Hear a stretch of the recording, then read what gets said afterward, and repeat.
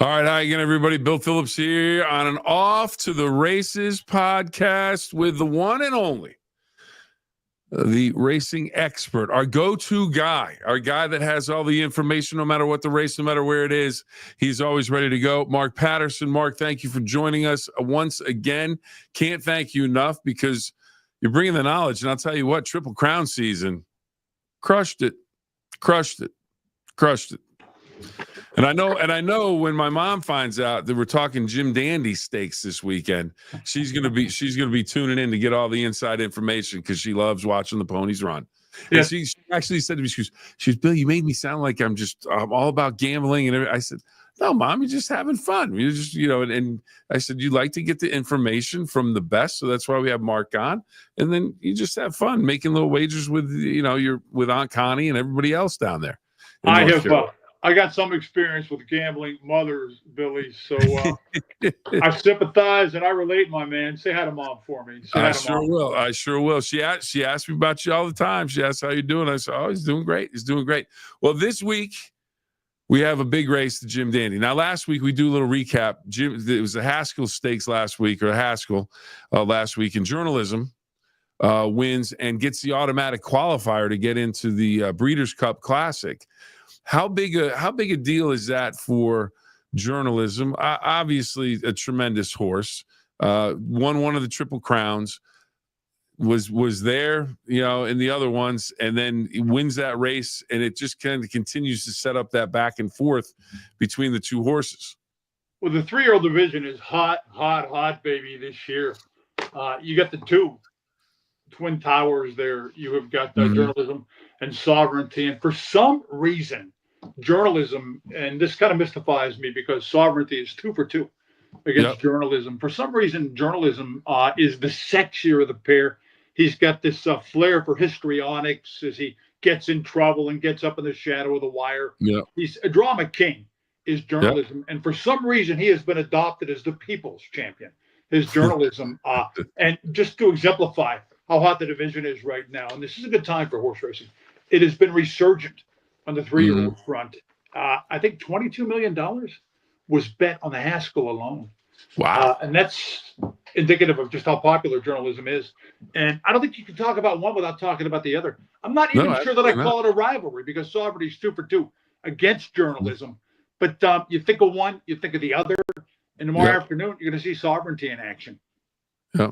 Now, Sovereignty in action, and you can find it on Fox 9, and the coverage begins at 3 p.m, and it's the Jim Dandy Stakes at Saratoga. We've talked about Saratoga before, one of the great iconic racetracks in the country, and a small field, and Sovereignty the heavy favorite, which makes complete sense. But when you look at a small field with a horse like Sovereignty, do you even think the other horses have a chance? Because the horse should get a good break out of the gate. There shouldn't be many issues in terms of post position or anything like that.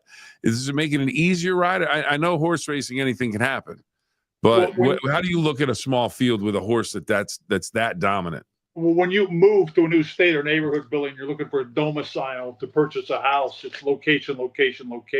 Yeah. And Saratoga is the place to be. That's where the elite connections want to spend their summer. And that enhances the Jim Dandy beyond the level it should enjoy in thoroughbred racing because it's $500,000, which is actually peanuts on the modern stake scene. It's not even a grade 1 race. Yeah. But it's so well positioned at the Spa at Vaunted Saratoga. And it's also a prep race. It's Robin to the Midsummer Derby, to the Travers Batman. It just is the Jim Dandy. What they do at this time of the year, Billy, you got a short field because you've got Sovereignty. I'm not even sure he's a great intimidator when it comes to the 3-year-old division because he's, kind of a grinder, kind of a high-class grinder, Sovereignty. Well, let me ask you this, Mark. You mentioned a grinder. And I'm going to give you my theory. I was going to say something before and I forgot to say it. This is why I think journalism is the horse that's the sexy pick, the people's champion. Yeah. All you ever hear about, has the flair for the dramatic, and the win in the Preakness was absolutely sensational. But all you hear about, and people, back in the day, for home runs in Major League Baseball, chicks dig the long ball. Yes. Speed's what you need. Well, if you're looking for something like that, journalism, all we hear about is how fast he is. He's the fastest. Well, he's more tactical. He's not a front runner, Billy, but he's more tactical than Sovereignty. Sovereignty leans a little bit more into a late charge, into a garrison finish, which is what it was termed by the old timers. As far as the Jim Dandy Stakes goes, it's named for a horse who scored the Travers, I think, at 101 back in 1930. And it's always kind of mystified me why you would name a stake race. To be really candid about it, after a horse who won, 100 years ago, and it was a huge upset, but they did name this stakes race for him, and the race is kind of stuck.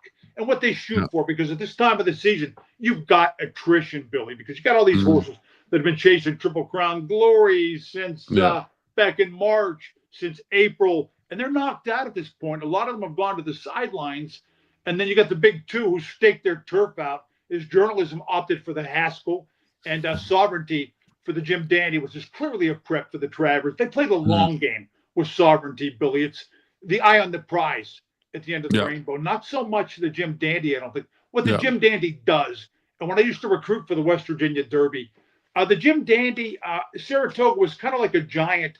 They never knew we were there. They didn't even bother to try and stomp on us. Now, Monmouth, where the Haskells located, played hardball. They were very much aware we were there, and they competed with us and tried to Bigfoot us out of some of our best gets for the West Virginia Derby.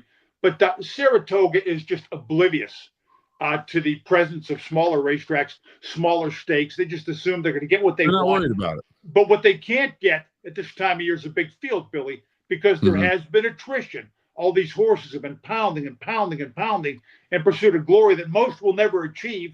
So you got broken dreams along the Triple Crown Trail, and it's aftermath now. So you get the 5-horse field for the Jim Dandy, which is par for their course.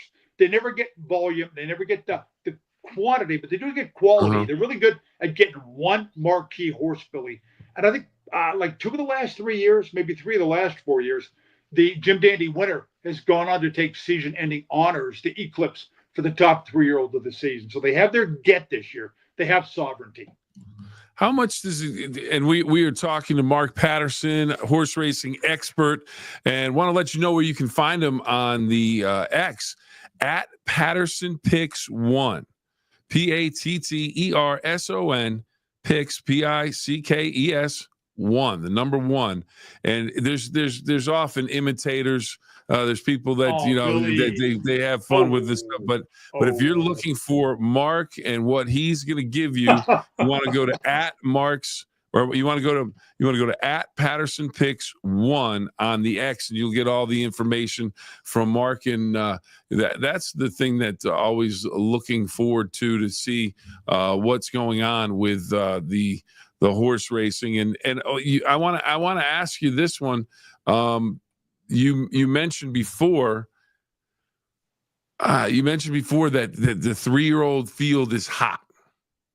How much does it influence it? Or how much of an influence is there? As I try to ask this question, grammatically somewhere in the ballpark, the fact that TV, Fox specifically, day of the races. It seems like it's a day at the races every weekend.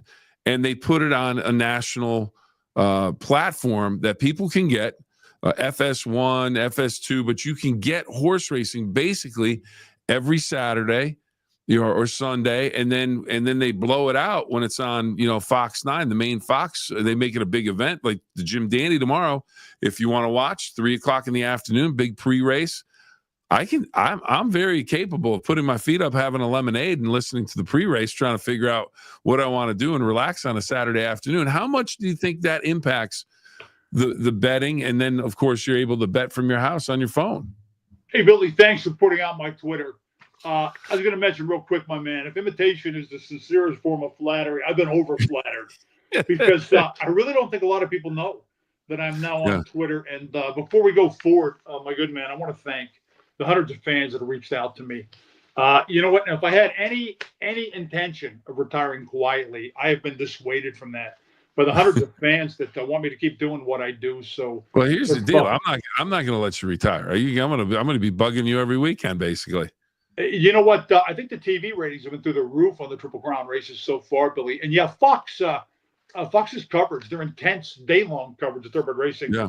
Which is kind of unprecedented in the industry. And they do it right with top-class analysts and full coverage and stone cold experts. It has definitely boosted the visibility of horse racing. And reports of horse racing's demise, I think, have been greatly exaggerated. But it's still got legs. It's still got a future. Mm-hmm. And I think this year, the success of the Triple Crown races and the growing fame, the burgeoning legends of a journalism and a sovereignty, I think, are living proof of that, Billy. Yeah, I mean, depending on how this season ends, if they meet in the Breeders' Cup, you make movies about these things. Secretariat, Seabiscuit. There's maybe the next. If this rivalry continues, maybe that becomes some sort of a story down the road. Now, I want to mention post time for tomorrow's race is 5:41, 10th of the 12 races. As you mentioned before, Mark, $500,000 on, which is not very much, but you have a field. Sovereignty right now, it looks like a 2-5 favorite. So for people that are joining us for the first time, what's that mean? Well, Billy, I can't say enough about how much I admire the management, the managerial style with Sovereignty, because they have stuck to the plan. They skipped the Preakness after they won the Derby, freshened their horse to come back with the Test of Champions and take that down the Belmont Stakes. They have not danced every dance. They've stuck to their plan. They're playing the long game with Sovereignty. And when you consider that the winner share of a $500,000 purse is peanuts for the likes of Sovereignty, in fact, 55% of the winner, which is standard, is less than $300K. But Billy, if they play their cards right, there's a good chance this horse could be syndicated for maybe 20 million, even 30 million bucks or something like that. So you're talking about many, many times exponentially what today's purse is going to be. So they're sticking to the plan. And I wouldn't be surprised if they have a surprising wrinkle or two planned for this horse's future, because he's a Godolphin horse and they're the preeminent thoroughbred owners in the world on the planet. And since those are Middle Eastern connections, Billy, you can't even be sure that the Breeders' Cup Classic is number one on their hit list. It could actually be a freshened horse for next spring for the Dubai World Cup Classic, which is 12 million bucks, because to those connections, that is probably the plum, the most prestigious horse race in the world. I've got a gut feeling, and here we go back to journalism again. We come back to the magic bird thing. I've got a feeling that journalism is a little depleted right now. I don't hear any indication they're going to chase Sovereignty on some kind of a revenge quest. I've got a feeling they're not going to be there for the Travers, that the next time these horses meet up, if they stay okay, if they stay sound, and thoroughbred horses are incredibly fragile, Billy, there's nothing guaranteed. So enjoy it while it's here. But I think you will probably next see them hooking heads in the Breeders' Cup Classic, at which point you'll have an infusion of older horses, and neither one of them is going to be any kind of a cinch to begin with. All right. Well, let's go. Anybody else have a shot in this field? Hill Road, Moplex, Sandman, and I always get this name wrong, Beza. I'm not sure if I say that exactly right, but the third place horse in the Kentucky Derby and Belmont. And I just look at the field and I go, Sovereignty should handle if everything goes right, Sovereignty should handle its business pretty easily. Yeah, Sovereignty is a 2-5 on the morning line, Billy, which is a lines maker's estimate of what the public's going to do at the windows. It's important to make this point, since some of your viewers out there are going to be neophytes because you're such an incredibly popular general sports guy. But it's not the lines maker's opinion who's going to win the race. It's his opinion of how heavily that the big horse is going to get bet. And 2-5 roughly translates to about a 70% chance of victory, Billy. When you break races down professionally, which I've done on television for a long time, it is irresponsible to try and gin up interest in somebody at a bigger price unless you're sincere about it. Unless you think there's a pretty good chance that the favorite's going to lose, you see some vulnerability. I want to hasten to say before I throw a horse at you, which might have a bit of an upset chance, that I don't see any chinks at all in Sovereignty's chalk armor. Love the way he's been handled. Love the way he's progressed.